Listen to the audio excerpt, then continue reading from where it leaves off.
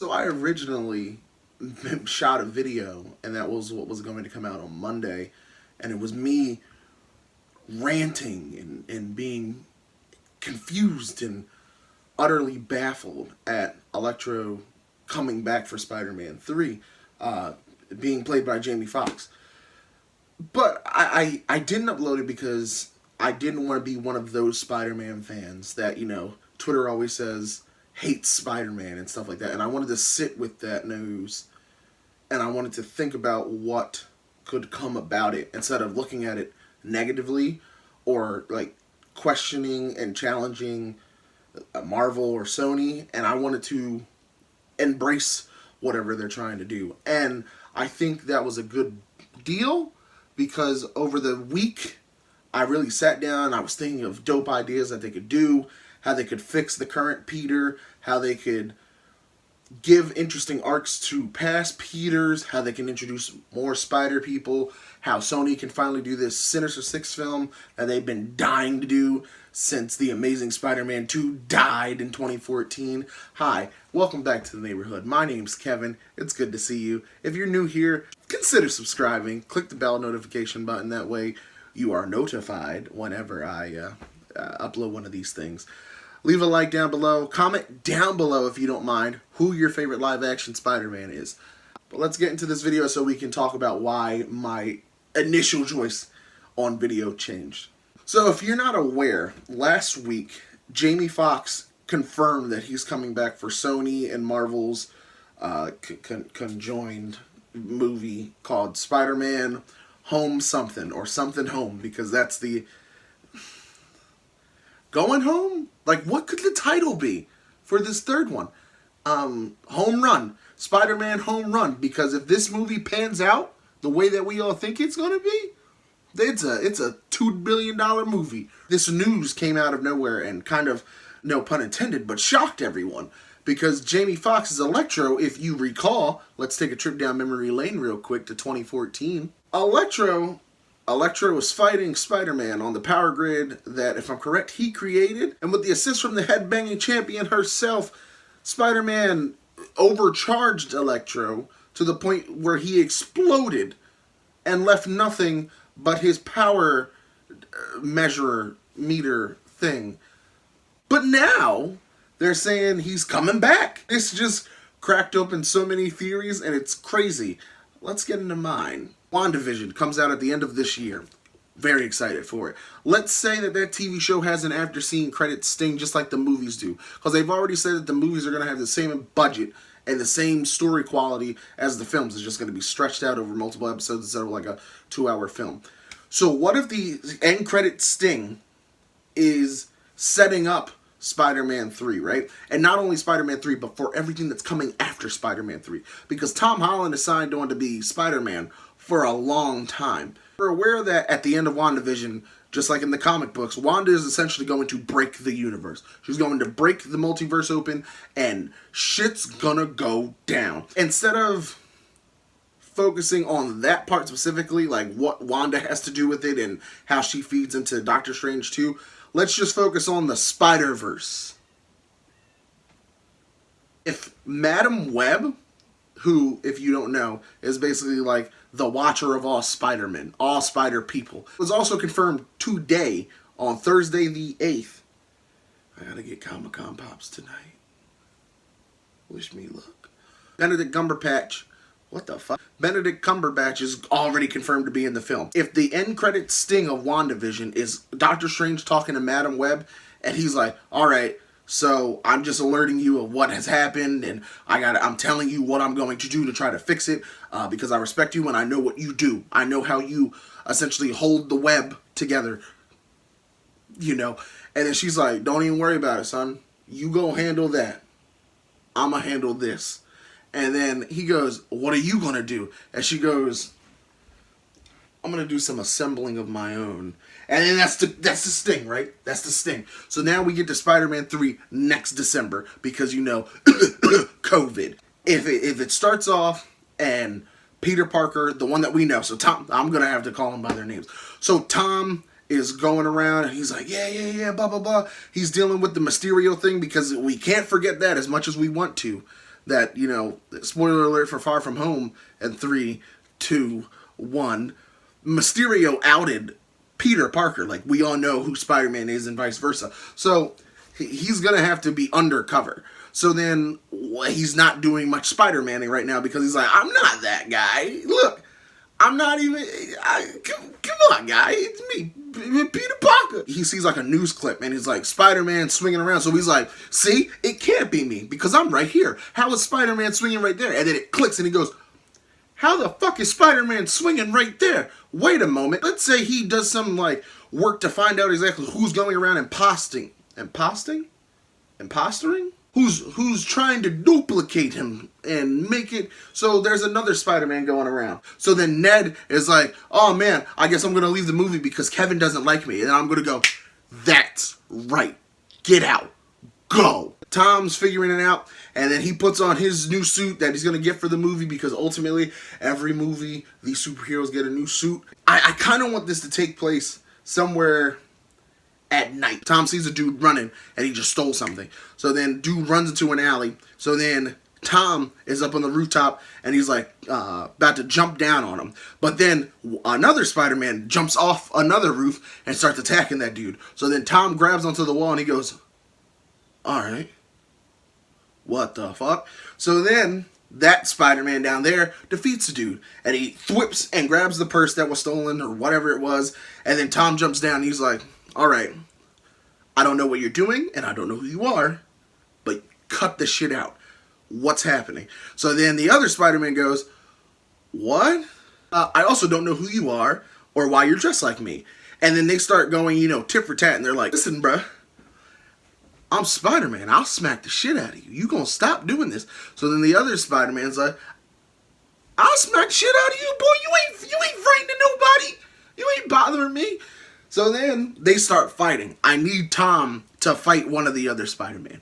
And I think the only Spider-Man that this would make sense with is Andrew Garfield's Spider-Man. Because Andrew Garfield's Spider-Man is angsty and he's ready to pop off. So if him and Tom Holland have like a really dope choreographed fight, and it's just dope, and it's what we want to see with like Spider-Man fighting Spider-Man, and then and they can do flips, and that was my flip. Yeah. Say, like they both go to like launch back. They're about to swing and crack each other right in the dome, and then Webb grabs both of their hands, and they both go huh! And look up, and then you got Toby on the like standing somewhere. I don't know if maybe he's just on like a landing or something. But Toby's standing there and he has both of their hands just whipped up. And he goes, all right, knuckleheads, class is in session or something just to make himself known. So he jumps down and they're like, what the fuck? There's a third one, bro. How many Spider-Men are there? Toby goes, all right, who are you two and what's happening? So then Tom goes, I'm Spider-Man. Andrew goes, I'm Spider-Man. So then Toby goes, no, I'm Spider-Man. And then he goes, and it's Tobey Maguire in an updated suit of his. You know what I mean? It looked dope. And then Andrew goes, because, he has the bushy hair, so he flips it. And he's like, all right. And then they both look at Tom. And then Tom goes, he pulls his mask off, so now we got 3 Peter Parkers. Just standing there. So then Toby goes, I'm Peter. So then Tom goes, my name is Peter too. And then Andrew goes, yup, Peter. So I'm leaning towards Andrew being the funniest one. Or like the Raphael of the group, if you will. He needs to be, because he's the one that people don't tend to like the most. So you need him to stick out. They're talking and they go, oh, that's crazy. There's 3 of us, but like, could there only be 3? Like, what's happening? I don't know how I see this. These guys are on a rooftop, or they're on the other side of the alley, but like, it's 3 pairs of legs. And they all go, not by a long shot. So then all of Peter's look and turn, and then Andrew goes, God damn it. Pans up, and we see Ghost Spider, who is Gwen Stacy. I will call her that, because that's what they call her in the comic books. I won't call her Spider-Gwen. Sorry. You see Miguel O'Hara, and his futuristic blue suit, and then you have Miles standing in the middle. So here comes the fun part. I couldn't cast any of the Peters because they already exist. But now we're dealing with the multiverse, and I can cast these other people.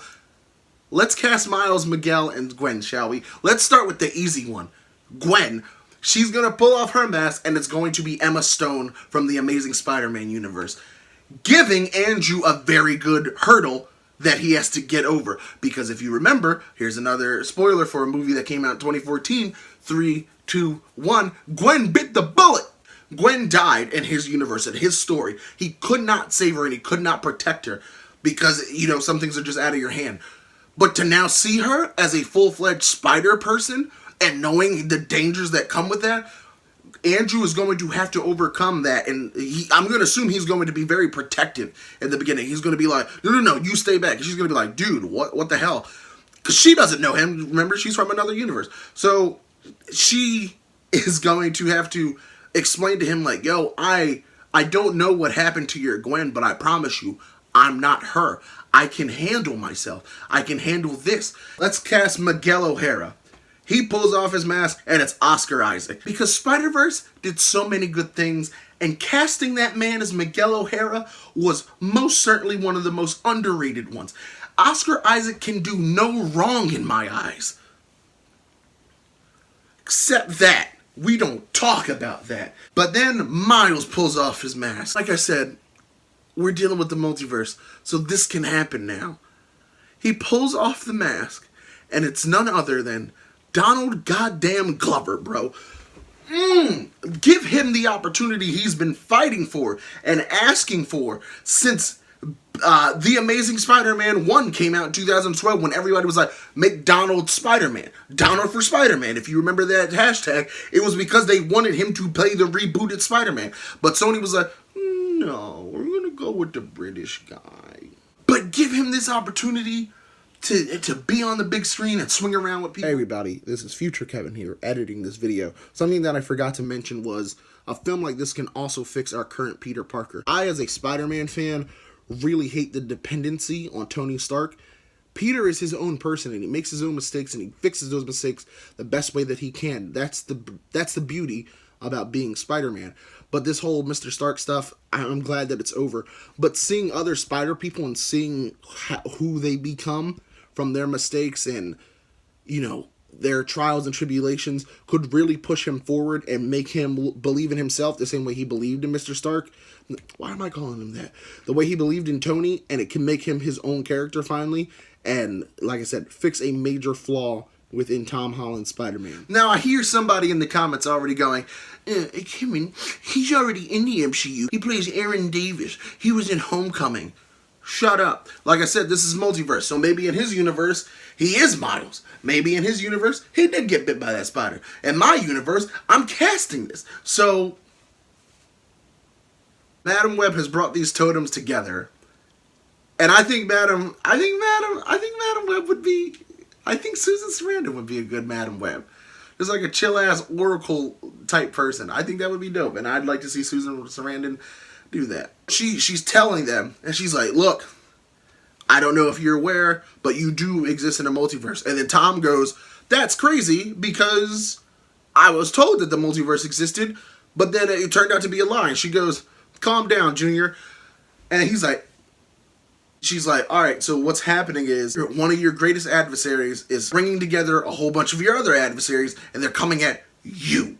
And they points, and the camera pans over, and it looks past all the different Spider people, and it's Tom. Because Tom is still the main Spider-Man of this universe because it's the MCU. And he's like, me? And she's like, you are the Peter Parker. You're essentially the 616 Peter. You are the one that everyone stems off of, even though the other ones came before. I know, but Tom is the current Spider-Man in the MCU, so let's run with it. You feel me? And they're like, if they knock you off the board, everyone gets knocked off the board. So I kind of assembled everybody around you to help fix this issue. The different versions of the villains coming from the multiverse, I'm going to give Sony their wish. We're going to have the Sinister Six finally, because they have been trying. You remember the end of Spider-Man, Amazing Spider-Man 2, where they tried to show off all the logos of the different villains, and that movie bombed, so those things never came to fruition. Yeah, let's throw him a bone. Let's do it in this film. 6 on 6. So if we're also bringing back Jamie Foxx's Electro, let's also take a look at the other villains that can come back. Let's start with Tobey's trilogy. So you have the Green Goblin, dead. You have Doc Ock, dead. You have Venom, dead. You have New Goblin, dead. You have Sandman, alive. Andrew's 2 movies. You have the Lizard, still alive. I'm just gonna turn off. You have Electro. I guess he lives. You have the Green Goblin from there. Trash, but he's still alive. You also have the Rhino. I am the Rhino. Let's go to Tom's. You have Vulture, who is still alive. Mysterio, who is dead. And you also have Scorpion, who was teased. And they just haven't done anything with that since. I have a feeling they're going to play up with him on this movie, but I don't give a fuck about Scorpion, so he's not going to be in my Sinister Six, so if you were expecting that, sorry. Then you have spin-off films that are somewhat in the MCU or something, meaning Morbius, you know, the living vampire, and then Venom. I'm not going to have them in this movie either. Sorry for those people who were like, oh, I can't wait to see Venom with Tom Holland. No. Let's assemble our 6. So Electro is already confirmed. If that's the case, I want Willem Dafoe's Green Goblin back. I want Alfred Molina's Doc Ock back, and he's the one assembling everyone because, obviously, Sandman, Vulture, Mysterio, because I think all 6 of these villains that we've seen on the big screen can really fuck with these spider folks. And it would be an amazing movie, and I'd be down for it. So that's my idea for Spider-Man 3 home run. That's what I'm calling it. They're probably going to call it like SpiderVerse or something like that. Probably. But leave a comment down below if you think this is good and you're excited to see this film, whoever's in it and whatever the story is. Leave a like on this video. It really helps out. Subscribe if you're not subscribed. There's a lot of you who aren't, but watch the video. While I do appreciate that, a brother would really appreciate it if you were subscribed as well. Hit the bell notification. See you in the next one. Welcome to the neighborhood. Yo, what's good? Why you just gonna keep turning off on your boy?